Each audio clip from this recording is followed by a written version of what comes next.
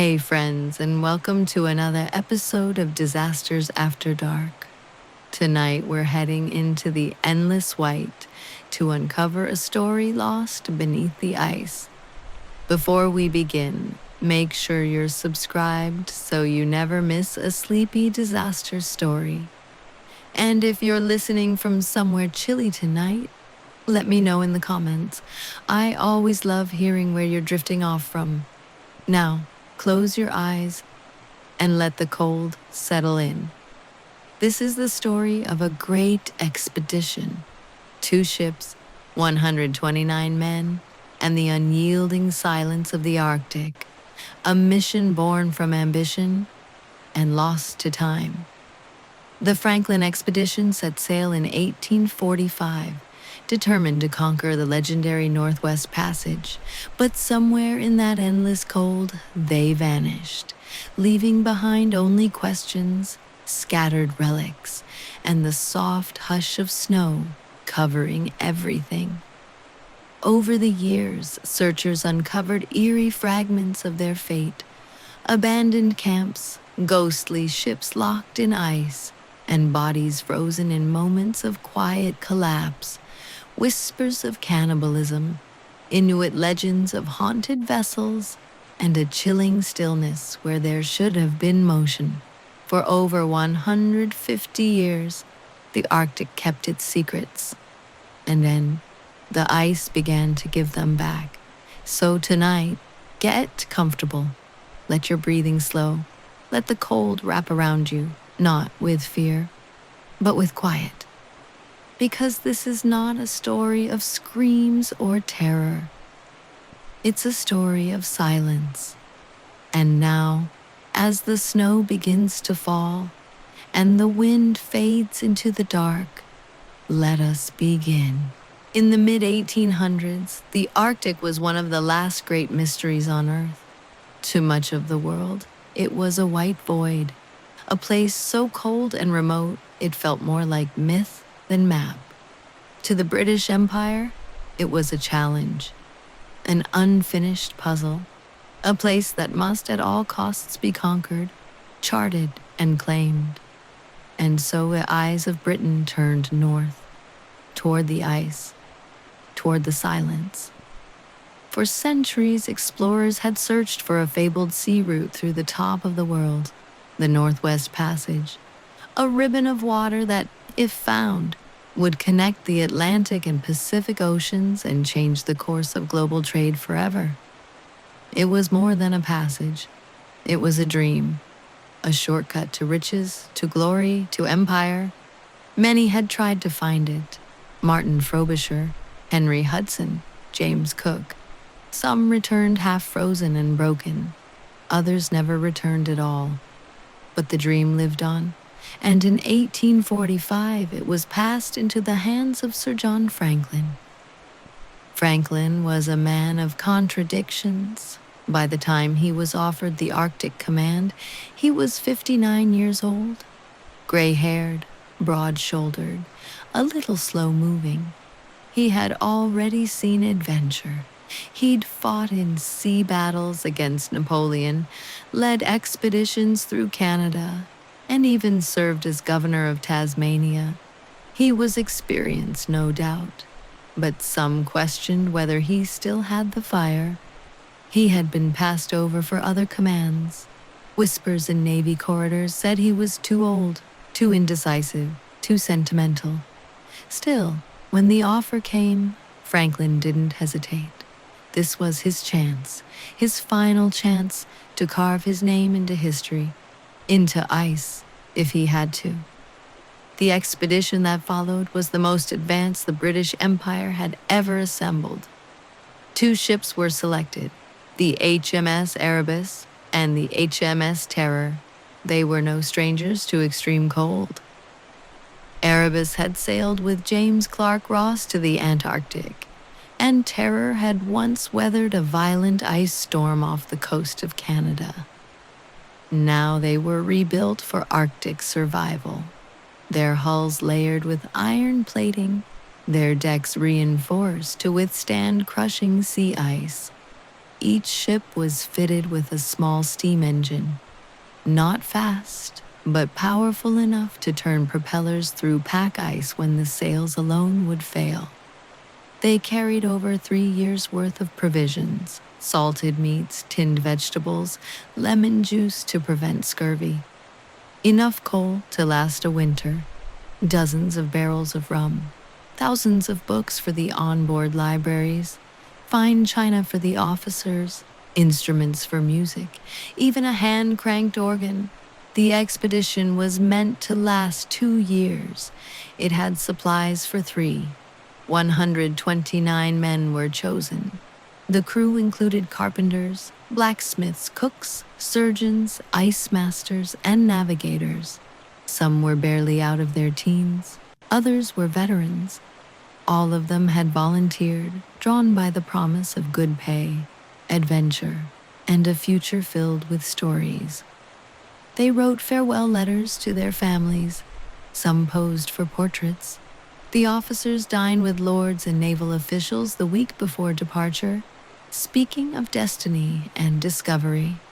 For many, this was the opportunity of a lifetime. For some, it would be the last thing they ever did. In May of 1845, the Erebus and the Terror departed from Greenhithe, a small port town on the River Thames. The morning was bright. The ships gleamed with black hulls and white sails. Families waved from the docks. Musicians played. It was a moment of celebration. No one watching that day could have known that they were witnessing the beginning of a ghost story. The ships made their way slowly down the Thames, into the English Channel, and then across the Atlantic. They stopped in Greenland to take on supplies and write letters home. Whalers saw them near Baffin Bay, where the sea narrows before the great expanse of the Arctic truly begins. And then, nothing. After those final sightings, the Erebus and Terror disappeared into the white. To those left behind, the expedition seemed invincible. How could it not be? The best ships, the best men, the best supplies, the backing of the greatest empire the world had ever known. But the Arctic doesn't care about empires, or experience, or pride. It has no borders, no mercy. It offers no explanations. And as Franklin's ships vanished deeper into the ice, the cold simply closed behind them like a door, quietly, completely. The last letters sent by the crew were cheerful. They spoke of sightings of whales and birds, of steady progress through the fog, of high morale and hopeful hearts. In the warmth of a letter, no one writes of dread. But beyond the paper, the ice was already thickening. The passage was already narrowing. The season was already turning. And soon, even the sun would disappear. For the 129 men aboard the Erebus and Terror, the Arctic would become a white labyrinth, beautiful, brutal, and utterly silent. A place that does not forget, but does not reveal. Not easily. After leaving Greenland in late July of 1845, the Erebus and Terror passed into Lancaster Sound, the icy gateway to the fabled Northwest Passage. From there, the sea turned silent. There were no more letters, no more sightings, only the wide expanse of the Canadian Arctic archipelago, dotted with unnamed islands and frozen channels that shifted like living things. Ice moved in slow spirals, winds carried snow in sudden flurries. The sky stretched endless and pale. But inside the ships, life continued. Despite the growing cold, the men followed routines. Each ship ran like a small city, tightly managed, carefully scheduled. Bells rang at precise intervals. There were watches to stand, meals to serve, journals to write, boots to patch, sails to repair. The Royal Navy thrived on discipline, even in the middle of nowhere. The officers dined with silver cutlery and linen napkins. The lower decks were filled with smoke, laughter, and the creak of the timbers. They played cards, they played music, they read books under oil lamps as the sun dipped lower in the sky. At first, the expedition moved smoothly. By September, the ships had reached Beachy Island, just off the southern coast of Devon Island, a barren, windswept place that would soon become infamous. There, they decided to overwinter. They dropped anchor, secured the ships in place, built snow walls to shield the decks from the wind. For the next 8 months, the Erebus and Terror became floating homes, sealed in by the ice. Winter in the Arctic is not like winter anywhere else. It is not cold. It is emptiness. A stillness so complete it seems to hum. Temperatures fell below minus 40 degrees Celsius. The sun vanished for months. The sea froze solid. Time slowed to a crawl. The darkness was total. Yet the men endured. Franklin had planned for this. The ships were stocked with thick woolen coats, mittens, goggles, and blankets. Lamps burned whale oil to keep cabins lit. There were writing slates, playing cards, dominoes. There was tea and cocoa and always rum. To keep up morale, the crew put on plays. They called themselves the Royal Arctic Theater and transformed the lower deck into a stage. They built backdrops, wrote scripts, sang songs, and even made costumes from canvas and fur. It was silly, spirited, and strangely moving. Men laughed in the dark. It helped. They celebrated Christmas and New Year's with extra rations, music, and cheer. In one officer's journal, later recovered, he described the festivities in glowing terms: roast hare, plum pudding, games, and a song to warm the toes. Outside, the wind howled. Inside, they were still trying. But beneath the surface, small things were already beginning to fray. The tinned food, meant to last years, had been sealed in a rush by a dishonest contractor. Many of the cans were poorly soldered. Some were rusting, others leaked. The contents were often spoiled, and worse, many were contaminated with lead. The men began showing signs of sickness, fatigue, confusion, joint pain, swelling in the gums. Early symptoms of scurvy began to appear despite the lemon juice in their stores. And the lead seeped into everything, from food, from pipes, even from the pewter plates they ate on. It is slow, invisible, and merciless. They didn't know it yet, but they were being quietly poisoned. Still, when the spring thaw came, spirits likely lifted.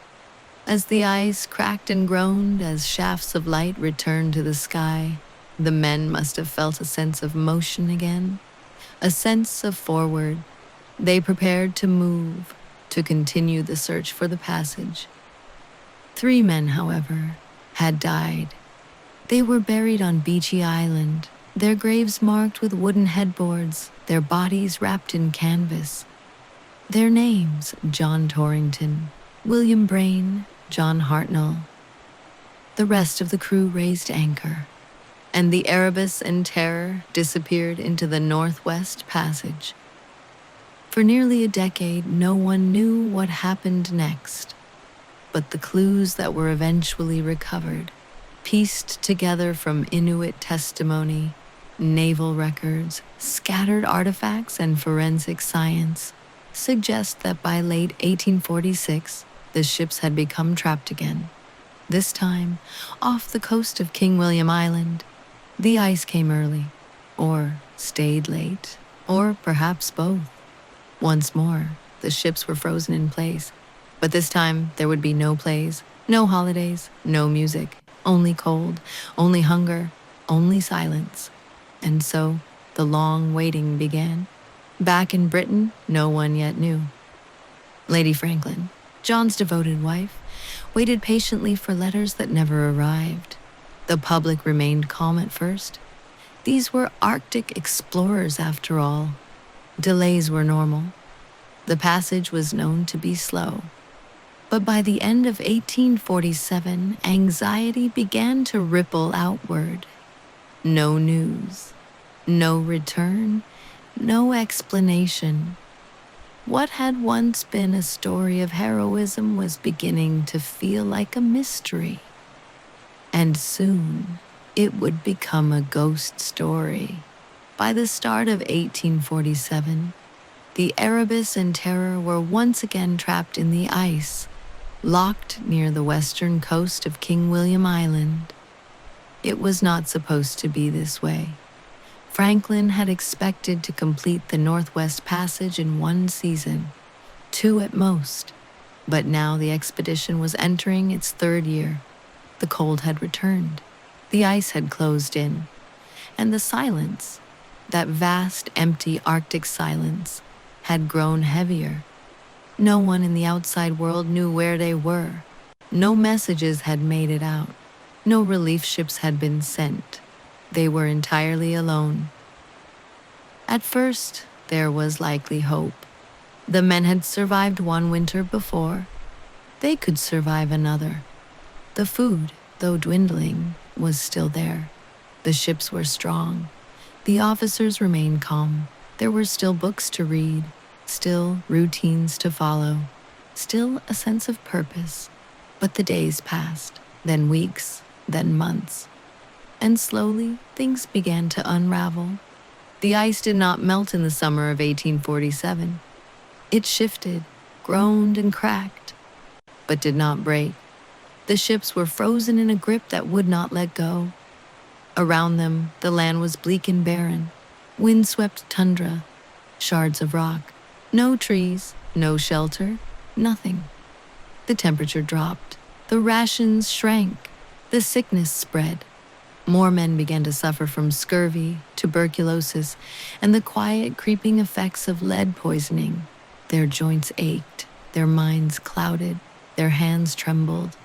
One by one, more began to die. No records from this exact period survive. We don't know who passed first, or how, or when. But when the ships were later found, their decks were eerily intact, as if they had been tidied before being abandoned. A haunting effort to preserve dignity in the face of disaster. And then, sometime around June 1847, Sir John Franklin died. The details are vague. No one witnessed it, at least no one who could later tell the tale. But we know this much. A document was later recovered from a stone cairn on King William Island, and it confirmed that Franklin, the commander of the expedition, was dead by June 11, 1847. He was 61. His death would have changed everything.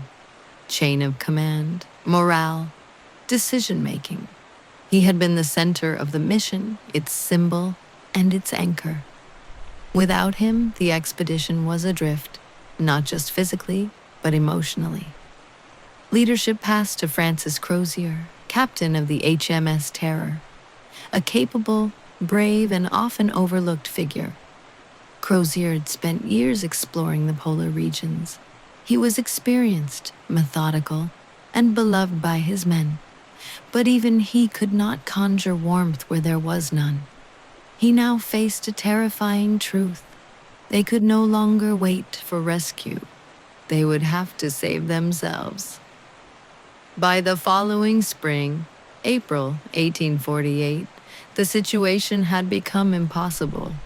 The ships had been trapped for nearly 2 full years. By this point, at least 24 men were dead. The rest were starving. Many were sick. Some could barely walk. And so Crozier made a decision that would define the final chapter of the expedition. They would abandon the ships. We know this because of a second note scrawled in the margins of the original document left in the cairn.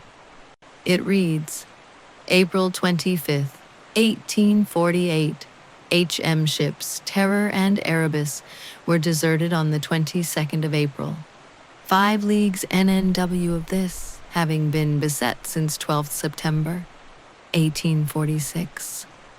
The officers and crew, consisting of 105 souls, under the command of Captain Crozier, landed here in latitude 69 degrees 37 minutes 42 seconds north, longitude 98 degrees 41 minutes west, and start on tomorrow, the 26th, for Backsfish River.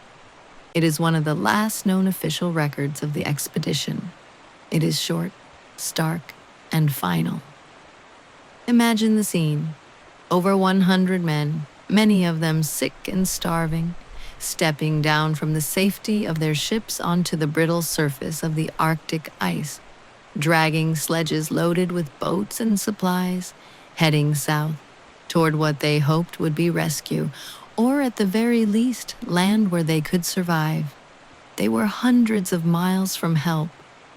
The map ahead was uncertain, the landscape unforgiving, the temperature merciless, and still they walked.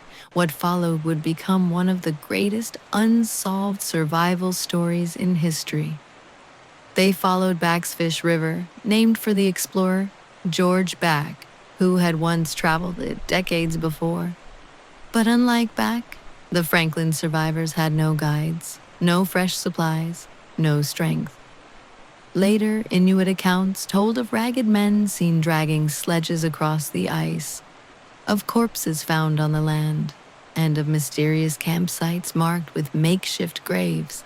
Some accounts spoke of ships drifting silently through the ice, unmanned, ghost-like. In one report, a group of Inuit described finding a tent filled with dead men and a kettle still perched over a fire long gone cold. In another, they spoke of bones, broken, blackened, burned. The most haunting evidence would come many years later. Skeletal remains discovered across the island and the surrounding mainland, some buried, some scattered, showed clear signs of knife marks. Forensic analysis confirmed what many had long feared. In the final stages of the journey, some of the men resorted to cannibalism. It is one of the Arctic's darkest truths, and one the British Empire refused to accept for over a century. But the evidence could not be denied. The men had walked into a place colder than survival, colder than silence, colder than history. They had walked into legend. Long after the Erebus and Terror vanished into the Arctic haze, long after the final footsteps faded across the snow, something strange began to happen. The ships were seen again, not by rescue crews, not by the British Navy, but by the Inuit who lived along the icy coasts and islands of northern Canada. People who had mastered the Arctic long before any European ever tried to chart it. Their stories were clear, consistent, sometimes frightening. They told of ghost ships drifting silently between ice floes, ships with tall masts and blackened sails, ships without men, or worse, with men who did not move. They spoke of one vessel trapped near an island, its decks empty, its timbers groaning in the wind. Another, they said, had been crushed by ice, its hull buckling like splintered bone. And in some tales, the ships moved again, as if by some strange force, sailing through fog with no crew to steer them. For years, these sightings were dismissed. To Victorian England, the Inuit were not to be believed. Their knowledge was oral, their observations second-hand. The Empire preferred maps, documents, uniforms, but it turned out the Inuit had been right all along.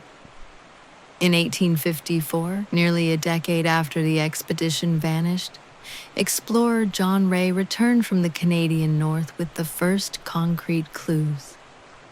He had spoken directly with Inuit hunters who described white men starving on the ice. They shared relics, forks, buttons, and fragments of uniforms. They even mentioned signs of desperation. And again, of cannibalism. When Ray brought this report back to London, the reaction was swift and angry.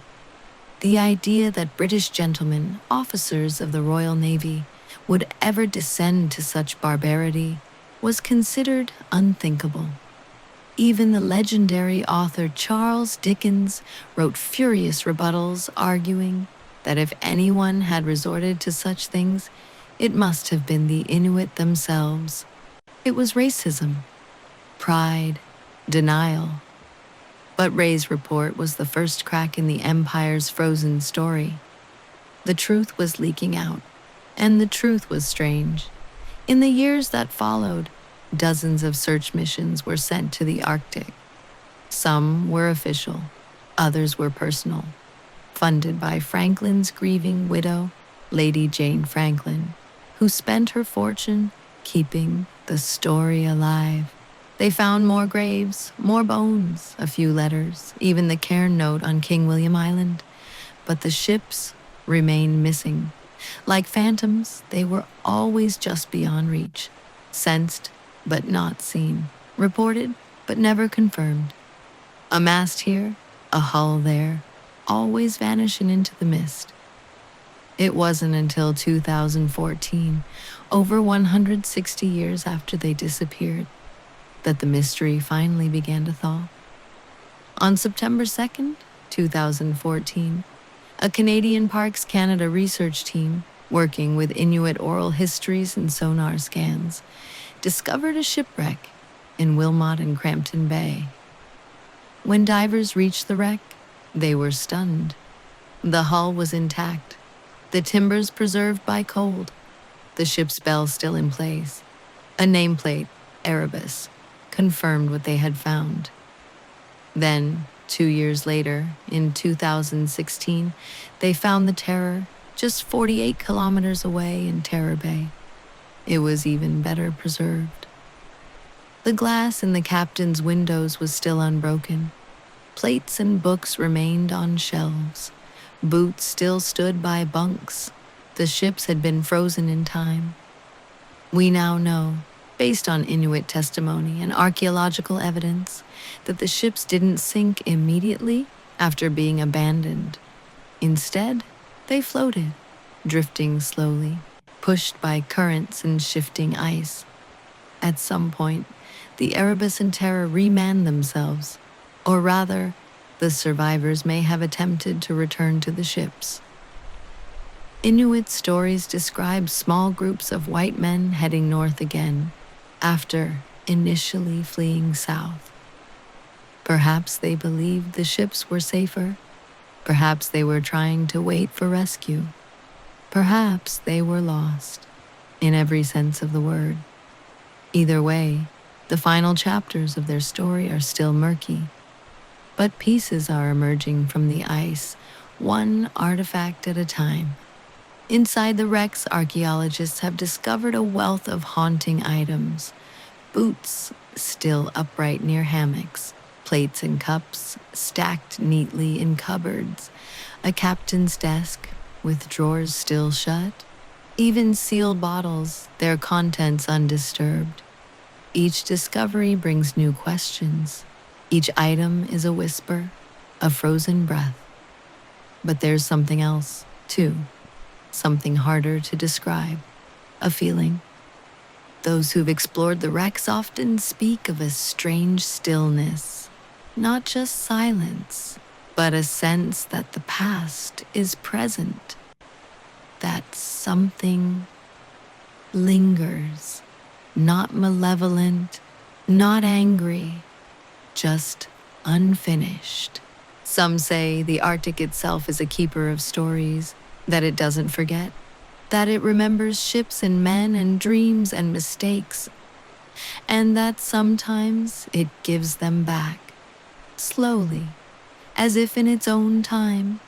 The Erebus and Terror are no longer just historical curiosities. They are memorials, resting places, messages in a bottle sent by the past. Their discovery reshaped everything we thought we knew. They were not crushed immediately. They may have been inhabited longer than we imagined. And above all, they were found exactly where the Inuit said they would be. The Arctic told its story. We just weren't listening. And still, the silence endures. The exact timeline of what happened after April 1848 is unclear. Many of the bodies have never been recovered. The cold has buried more than it has revealed. But thanks to the Inuit, the searchers, and the science, we are slowly lighting candles in the dark. And with each flame, the ghosts grow clearer. It began with a photograph. In 1984, over a century after the last Franklin sailor vanished, a small group of scientists unearthed something that would chill the world. Not in temperature, but in awe. On the remote, windswept shore of Beachy Island, 3 wooden grave markers had long stood against the snow. They were simple, weathered, lonely. Beneath them lay John Torrington, William Braine, and John Hartnell, the first men to die on the Franklin expedition during its initial winter in the Arctic in 1846. For years, no one dared disturb them. But when Canadian anthropologist Dr. Owen Beatty and his team arrived on Beachy Island, they came with the question, how did these young men die so early in the voyage? What they found was something no one expected. The permafrost had preserved the bodies in extraordinary detail. Not skeletons, not dust, corpses, perfectly frozen, flesh, eyelashes, clothing, skin, faces that still looked alive, as if they might blink or exhale or stir in their icy sleep. The first body exhumed was that of John Torrington, a 20-year-old stoker from Manchester. He had dark hair, pale skin, and blue eyes that still stared out from beneath the frost. The image of his face, eerily serene, would become one of the most famous archaeological photos of all time. It was not gruesome. It was peaceful and terrifying. The Arctic had preserved him like a relic, untouched, unmoving, and quiet. But beneath that quiet, the body had a story to tell. Torrington, as well as Hartnell and Braine, showed clear signs of lead poisoning. Their bones and soft tissues were saturated with lead, likely from poorly soldered food cans and lead-lined water systems aboard the Erebus and Terror. It had slowly poisoned their organs, clouded their thinking, weakened their immune systems. All 3 also showed signs of pneumonia, tuberculosis, and scurvy. Torrington in particular was emaciated, weighing just over 38 kilograms at death. His lungs were coated with fluid. His tissues showed inflammation. He had been dying for weeks, and yet his body had been carefully prepared. Washed, dressed in uniform, eyes closed, arms folded.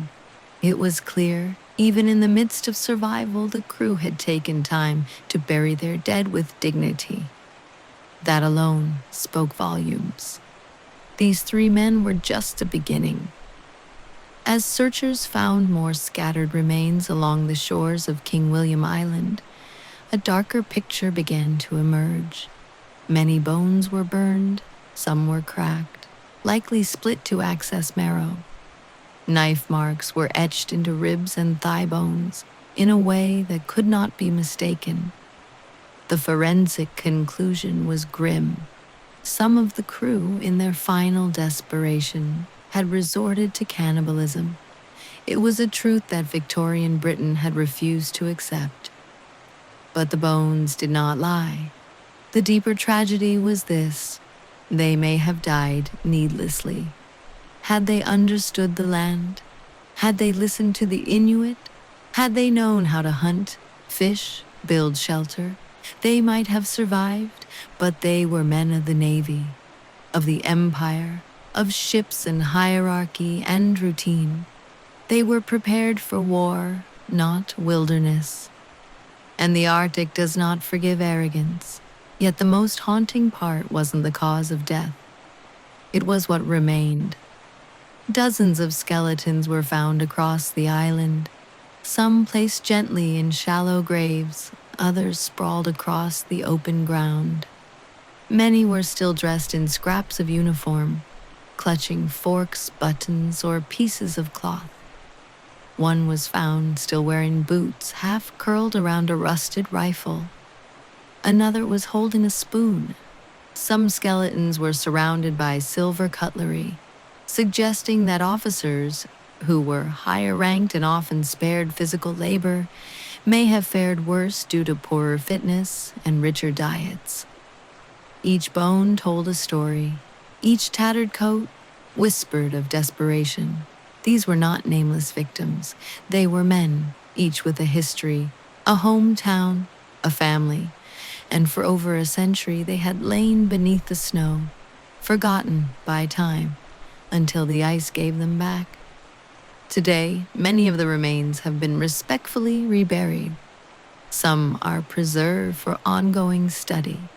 All are honored. Because now, the story is no longer just about glory or failure. It's about humanity. These men did what they could with what they had. They braved unimaginable cold, starvation, isolation. They died not because they were weak, but because they were human.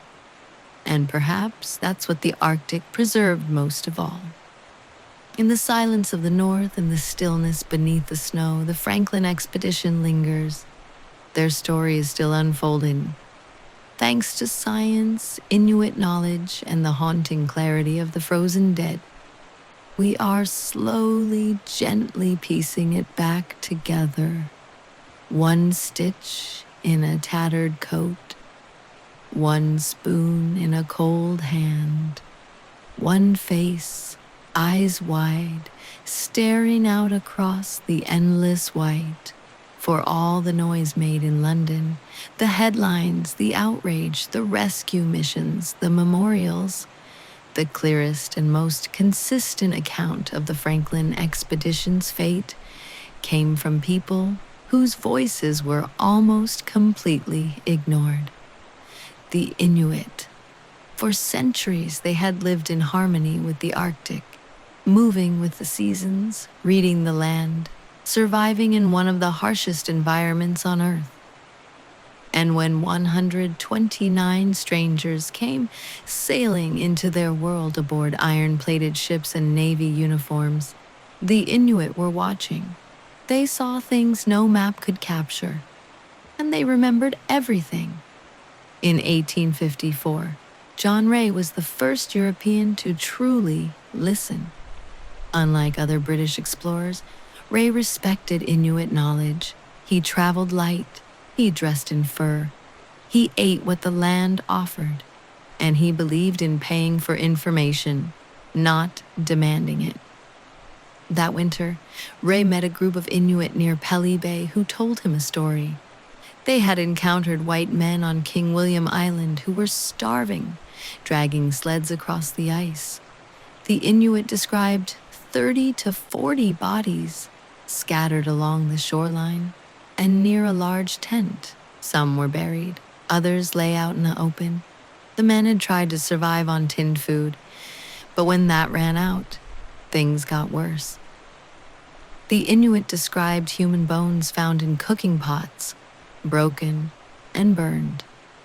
Ray relayed the account faithfully, but Victorian England didn't want to hear it. Lady Jane Franklin, still grieving, called Ray's report hearsay. Charles Dickens, furious, wrote that British officers could not have stooped to such savagery, and that if cannibalism had occurred, it was surely the fault of Eskimo influence. But Ray had no reason to lie, and the Inuit had no reason to invent such details. They simply told the truth as they had witnessed it. or in some cases, inherited it orally from their elders. Inuit oral histories include strikingly specific accounts. One elder spoke of a group of white men dragging a large boat on a sled, packed with supplies, across the ice. The boat was too heavy. The men were exhausted. Eventually, they abandoned it. Another account described a ship, possibly the Erebus, that had drifted farther south than anyone had imagined. Inuit witnesses described climbing aboard. They found bodies, books, tools, and even tin boxes with food. Some told of a man who survived longer than the rest, walking alone in the snow, disoriented. The Inuit offered help. He refused. He eventually sat down in the snow and never got up again. These weren't vague ghost stories. They were eyewitness testimony, rich in detail, confirmed later by physical discoveries. For more than a century, Western historians largely dismissed these stories. They preferred logbooks, naval records, official dispatches, even when those sources were missing or contradictory. But beginning in the 1990s and accelerating in the 2000s and 10s, scholars began to revisit Inuit testimony with new eyes. And time and again, the oral accounts matched up with archaeological evidence. Where the Inuit said the ships were crushed, shipwrecks were later found. Where they said men had died, bones were unearthed. Where they said camps were made, artifacts appeared. And, most remarkably, the rediscovery of both ships, Erebus in 2014 and Terror in 2016, occurred in the exact regions Inuit had pointed to decades earlier. One of the most compelling voices was that of Louis Kamukak, an Inuit historian and educator who worked tirelessly to preserve oral histories passed down by his ancestors. Kamukak believed that Inuit knowledge was key to unlocking the mystery of Franklin, not just where the men died, but how they lived, struggled, and tried to adapt. He walked the same trails his ancestors described. He interviewed elders, he worked with Canadian archaeologists, and his contributions were instrumental in locating the Erebus wreck. Kamukak passed away in 2018, but his legacy endures. A reminder that history doesn't just live in archives, it lives in stories, in voices passed down, in communities often overlooked. There's a quiet irony here. The Empire sent out dozens of rescue missions, spent fortunes, wrote volumes of speculation. And yet, the people who knew the truth all along were never invited to the table. Only now, over a century later, are their voices finally being heard. But what do those voices truly say? Beyond the facts of death and survival, the Inuit stories reveal something deeper. They describe men who were unprepared, confused by the landscape, stubborn in their ways. Men who tried to haul wooden boats over shifting ice instead of traveling light. Men who clung to military structure, even as nature dismantled every chain of command. Men who refused help, not out of cruelty, but out of pride. The quiet, tragic kind that often ends in silence. To the Inuit, the Franklin story was not about heroism or failure. It was about respect for the land, for the cold, for the way of life that endures in the Arctic.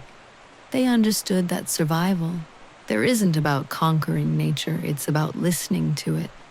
As more artifacts surface, as science continues to analyze what remains, the Inuit perspective will remain essential. Because while Britain once called it a disaster, the Arctic simply watched. And the Inuit remembered. They always knew where the ships were. They always knew what happened. And now, slowly, the rest of the world is catching up. In the years after the Franklin expedition vanished, something strange happened. Their story didn't just fade into a historical footnote. It grew larger, more haunted, more mythic, more unreal. And in a way, Franklin and his 128 lost men became less like explorers and more like ghosts. The Victorian public was obsessed with the mystery. Pamphlets were printed, songs were written, woodcuts and paintings depicted heroic last stands in the snow. Men in epaulets defending their doomed camps from polar bears or storms. Newspaper headlines clung to every rumor. Each artifact brought back from the Arctic, a spoon, a book, a button, was examined like a holy relic. But the deeper the silence stretched, the more space there was for the imagination to take hold. Soon, the Franklin expedition wasn't just a tragedy. It was a legend. Writers took up the story. In 1857, poet Alfred, Lord Tennyson wrote The Voyage of Maelduin, inspired in part by Franklin. In the 20th century, Wilkie Collins, Joseph Conrad, and even Mark Twain touched on themes of Arctic exploration and disaster. But perhaps most famously, the Franklin mystery became the eerie heart of Dan Simmons' novel, The Terror, later adapted into a chilling AMC series. There, the icy silence of the North becomes a playground for supernatural horror. The ships are haunted, a creature stalks the men through the white void, and even time itself seems to unravel beneath the aurora. It's fiction, of course, but the emotional truth resonates, because there is something inherently spectral about the Franklin expedition. They disappeared. They left no clear final message. And then they began to return in pieces. Skeletons, journals, whispers. Modern interpretations range from historical dramas to paranormal speculation. On the internet, threads abound. Were the ships cursed? Was there a cover-up? Did they encounter something unnatural? But beneath the fantasy, one truth remains clear. Franklin became a ghost story because people needed an answer. And in the absence of answers, we tell stories. Even in the Arctic, the ghostly echoes persist. Inuit accounts include tales of strange sounds near the wreck sites, clanging metal beneath the ice, the creak of ships long buried. Some say the Erebus and Terror were heard groaning years after they vanished, trapped in shifting ice, calling out like dying whales. On Beachy Island, visitors have reported a sense of being watched near the graves, a heaviness in the air, an impossible silence that presses on the chest. Of course, there are no phantoms, just wind, snow, time. And yet, we feel them. The legacy of Franklin has also shaped national identity. In Britain, the expedition became a symbol of sacrifice. Brave men, pushing the limits of exploration, dying nobly at the edge of the world. In Canada, it became a point of reckoning, a reminder of colonial arrogance, of voices ignored, of tragedies made worse by pride. And among the Inuit, it remains a story of outsiders, ones who entered the land without understanding it, who left behind bones and ghosts. Today, the story lives on, in textbooks and museums, in icy shipwrecks and frostbitten diaries, in art, film, music, podcasts, and dreams. And strangely, beautifully, the Franklin expedition continues to bring people together, historians, scientists, artists, sailors, all drawn to a mystery frozen in time. What is it that fascinates us so deeply? Is it the scale of the tragedy, the eerie quiet of the Arctic, the fact that these men left home to find a route? and instead became lost forever? Or is it something simpler? The idea that, like them, we all move through unknowns, we all leave things behind, and we all hope that when we're gone, someone will piece together our story, gently, respectfully, and maybe in a whisper. The Franklin expedition is more than history now. It's memory, it's myth, it's a flickering lantern light in the white darkness, still burning. For over 160 years, the Arctic kept its secret. The Erebus and the Terror, two of the finest ships of the British Navy, had vanished so thoroughly that many believed they were lost forever, swallowed by ice, broken by time, forgotten. But the ships hadn't disappeared. They had been waiting. Since the mid-19th century, dozens of expeditions had tried to find them. Naval missions, scientific missions, even satellite scans. And still, nothing. For years, it seemed the Arctic had reclaimed the story completely, allowing only whispers, fragments, and frozen bones to surface. But then, something shifted. In the early 2000s, a new generation of explorers began looking again, this time with better tools and open ears. They began by asking the right people. Inuit oral histories had long pointed to a bay on the southern coast of King William Island called Wilmot in Crampton Bay. Elders spoke of a large wooden ship that had drifted far south before sinking. Some even described climbing aboard it in their youth, finding utensils, boxes, even books. These accounts had been dismissed for decades. But in 2014, researchers from Parks Canada, working in partnership with Inuit organizations and local communities, took those stories seriously. They followed the clues and dropped sonar into the waters. And then, a shape appeared. On September 7th, 2014, they found her, HMS Erebus, lying on the seabed in just 11 meters of water, intact, eerie, beautiful. Her wooden hull had been preserved by the cold. Her anchors still lay in the sand. The masts were broken, but the spirit of the ship remained, like a cathedral under the sea. There was silence on board, but also answers. Inside, archaeologists found tools, boots, bottles, spoons, a cannon, and the eerie remnants of daily life. Even plates were still stacked in cupboards. This wasn't just a wreck. It was a time capsule. The discovery was global news. But the Arctic wasn't done.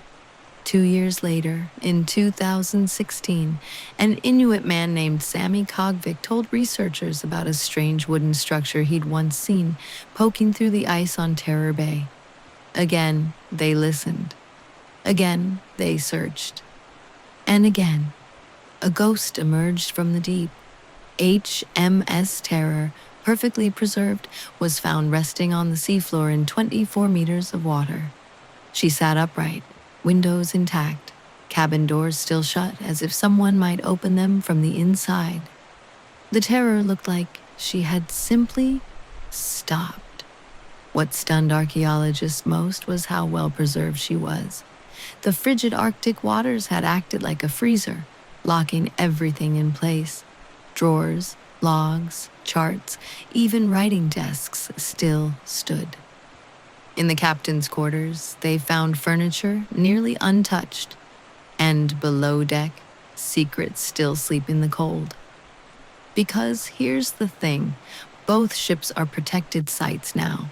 They're not being razed, they're being explored slowly, carefully, respectfully. Every summer, divers return. They retrieve a few items. They map the decks. They document the silence. And piece by piece, the story continues to unfold. The Erebus and Terror didn't die with their crews. They endured. They drifted. They waited. And when the time was right, when the world was finally ready to listen, they let themselves be found. Today, the wreck sites are co-managed by Parks Canada and Inuit Heritage Trust. It's a shared legacy, part British history, part Canadian identity, part Indigenous memory, and perhaps a quiet reminder. The Arctic forgets nothing. It remembers where we go, how we fail, what we leave behind.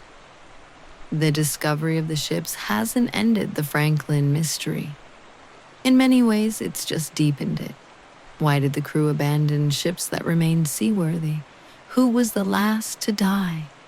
And why? Do the captain's logs still lie somewhere, preserved in a sealed drawer? No one knows yet. But they're looking. And in the meantime, the ships rest. Beneath shifting ice, beneath the waves, beneath the starlit silence of the far north. Sometimes, divers say, it feels like entering a dream or a grave.